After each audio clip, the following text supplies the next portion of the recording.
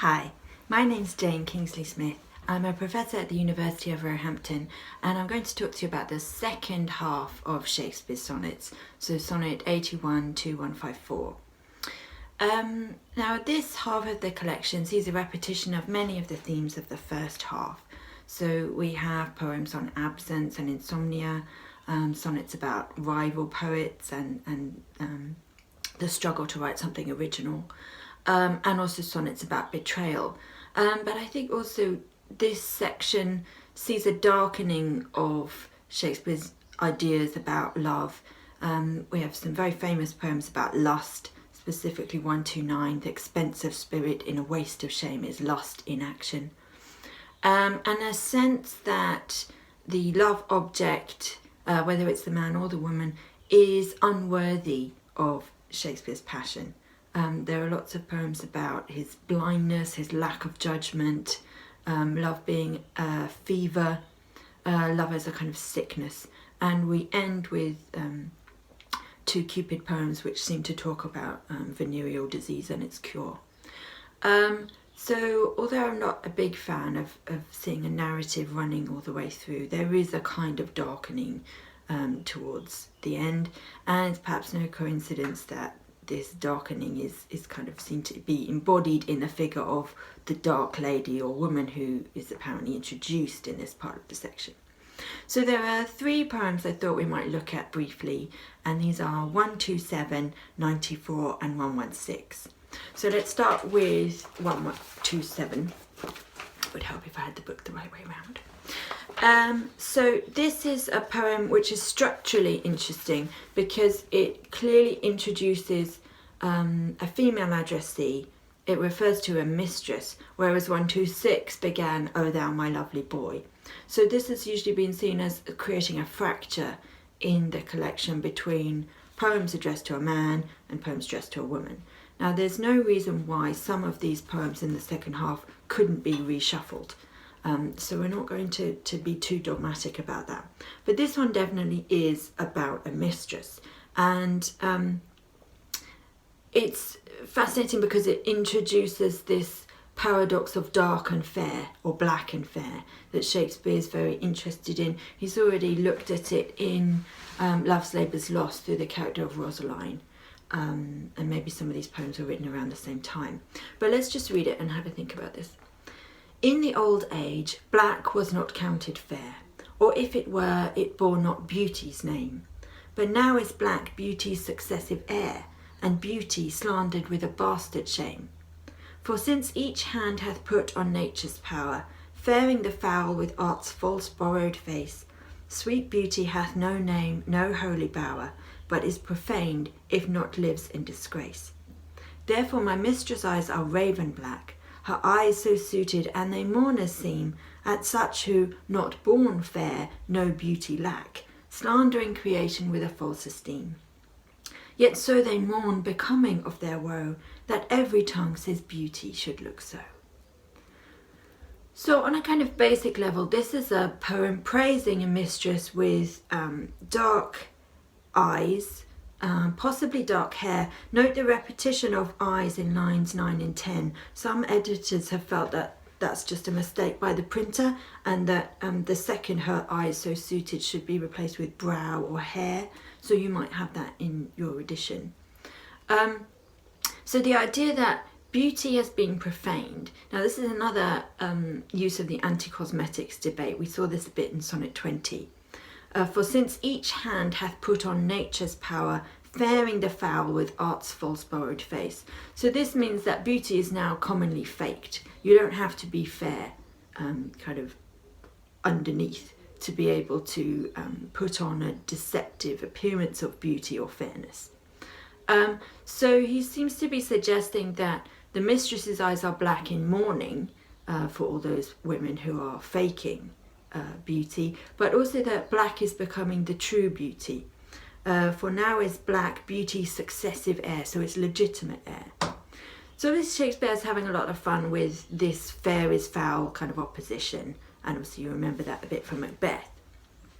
And this is based on an assumption about what fair means. So fair is blondness, the blonde, blue-eyed beauty of Petrarchan love poetry.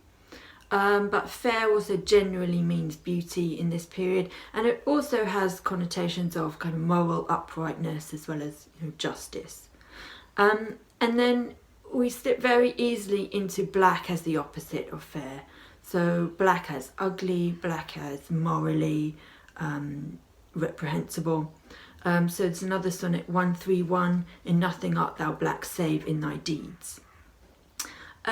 So this kind of black fair as an opposition is something Shakespeare plays with, and we also see it in Sir Philip Sidney's Astrophil and Stella. But one of the most interesting kind of developments in criticism around the sonnets is whether we can see this as a racial turn. Obviously there's more and more encounter between English travellers and black Africans. There are black men and women in London, to the extent that Elizabeth issues a proclamation to expel blackamoors from the country.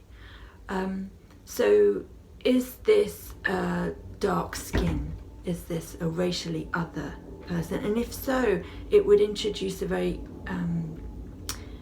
fascinating kind of reaction against the stranglehold that whiteness has had on ideas of beauty. There are poems to an explicitly black mistress elsewhere, a little bit later in the 17th century. The idea that all the Petrarchan cliches of fair have kind of been exhausted, and that there's something kind of sensational about black beauty. So this is something to think about a bit more, how Shakespeare uses these terms fair, black, dark in the sequence, and what you think that means. Let's look now at 94.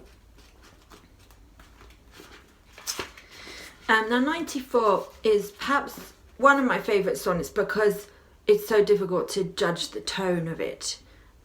It's so intriguing. William Empson famously said that it had 4,096 possible movements of thought.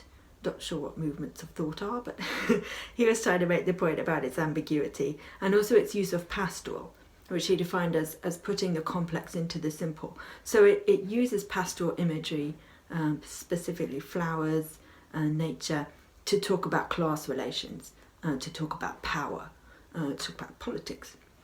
So let's just have a look at it and see what we think.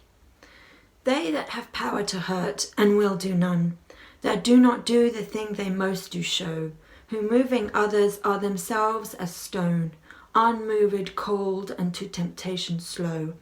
They rightly do inherit heaven's graces, and husband nature's riches from expense. They are the lords and owners of their faces, others but stewards of their excellence. The summer's flower is to the summer sweet, though to itself it only live and die. But if that flower with base infection meet, the basest weed outbraves his dignity. For sweetest things turn sourest by their deeds, lilies that fester smell far worse than weeds. Now, one of the interesting things about this poem is the fact that it doesn't use the first person pronoun. We don't know who it's addressed to. It seems kind of dispassionate, meditative, detached, and you could move it around in the collection into different places and it wouldn't matter.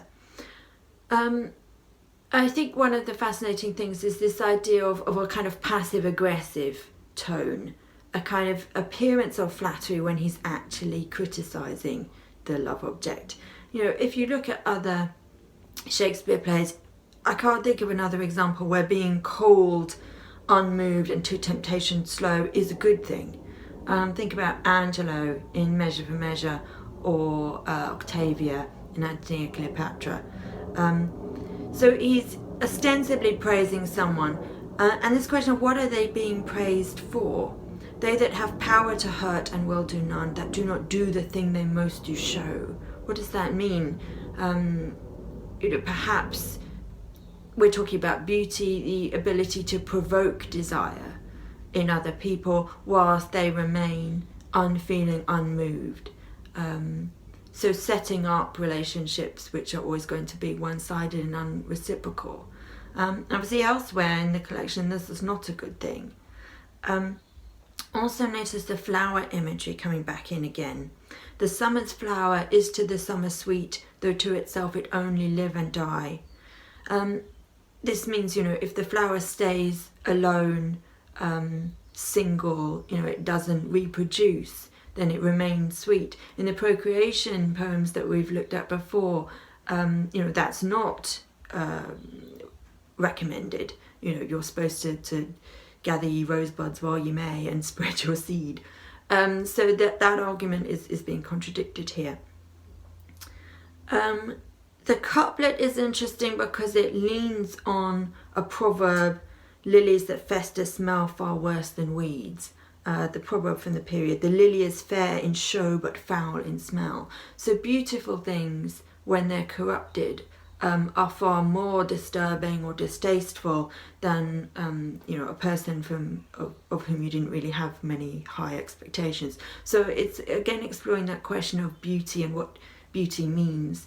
How superficial is it? Does it inherently or naturally go along with virtue or not? And how susceptible should we be to it? And obviously there are interesting class questions here. We've talked more before about a disparity between the rank of the lover and the beloved. And this idea they are the lords and owners of their faces, others but stewards of their excellence. So there seems to be a suggestion that there's a kind of praise for an aristocratic male who just takes and doesn't give, and who is kind of emotionally detached. So yeah, have a look at this one and see what you think it means. It's fascinating. And then finally, on a perhaps lighter note, I thought we'd just look very briefly at my favourite, which is 116. I'm sure it's a sonnet that you're familiar with. I'd like to like one of the kind of cool, unknown, obscure ones, but I'm afraid this is it for me. And this is Let Me Not to the Marriage of True Minds. So let's read it and just think for a moment why it might be so popular. Let me not to the marriage of true minds admit impediments. Love is not love, which alters when it alteration finds, or bends with the remover to remove. Or no, it is an ever fixed mark that looks on tempests and is never shaken. It is the star to every wandering bark, whose worth's unknown, although his height be taken. Love's not time's fool, though rosy lips and cheeks within his bending sickle's compass come. Love alters not with his brief hours and weeks, but bears it out even to the edge of doom. If this be error and upon me proved, I never writ, nor no man ever loved. So one of the compelling things I think about this poem is kind of structural. We've talked about use of caesura before. Look at that pause in the second line. Let me not to the marriage of true minds admit impediments. It's very kind of clipped, formal language. Let me not echoes the Psalms. It also has very specific echoes of the Book of Common Prayer and the marriage ceremony. But then there's that lovely pause before it kind of exhales into love is not love, which alters when it alteration finds. And there's that pleasure of the repetition, specifically polyptoton, where you use one grammatical form of a word and then alter it. So alters, alteration, remover, remove. And obviously it presents this incredibly romantic, idealized image of love as something unchanging, completely constant, enduring, which means that this is a poem that you could use for weddings and funerals, which is kind of cool. It has that kind of Petrarchan distance, that kind of pause. It is the star to every wandering bark, and that repetition of that assonance, the R sound, suggests the kind of ties between the two things, that the bark or ship is guided by the star, but at the same time they'll never meet. It's like the 2 points of the compass that they rotate around each other, but they can't ever come together. So it's a poem with a very romantic reputation, which I think is right. It also has an interesting relationship with women readers, particularly in the 19th century. Critics felt that this was a poem that linked up with the kind of loving, constant women in Shakespeare's plays. Quick. Yeah, Leigh Hunt in 1867 said, "If this sonnet was written before his dramas, then it was the pregnant thought from which were destined to spring those inimitable creations of female character that have been loved as if they were living beings by thousands." And actually in popular culture we do quite often see this poem in the mouths of women. I think of Kate Winslet in Ang Lee's Sense and Sensibility. But also there's a tradition of women poets using it. So Elizabeth Bout Browning returns to it again and again. So the question of the couplet is something people often talk about. What's the tone of the couplet? Is it kind of bombastic? Is it undercutting everything that's gone before? If this be error and upon me proved, I never writ, nor no man ever loved. We know obviously that Shakespeare has written a number of other poems and other works. There's also a possible pun in the final phrase, nor no man ever loved, nor ever loved any man. Is this an allusion to a homoerotic desire? Is this about the relationship between two men? And is that why it's a marriage of true minds rather than a marriage of bodies? Because obviously that's illegal. It's not possible in Shakespeare's time. So I think the reputation of Shakespeare's sonnets is kind of partly based on 116, as if that represented the mood of the whole. But as I hope we've found just through these brief discussions of different poems, there's actually a much broader range of ideas, kind of musing struggles about love and about romantic relationships in the collection than just this kind of idealised version of love that we find in 116. So I hope you enjoy reading them. Thank you for listening.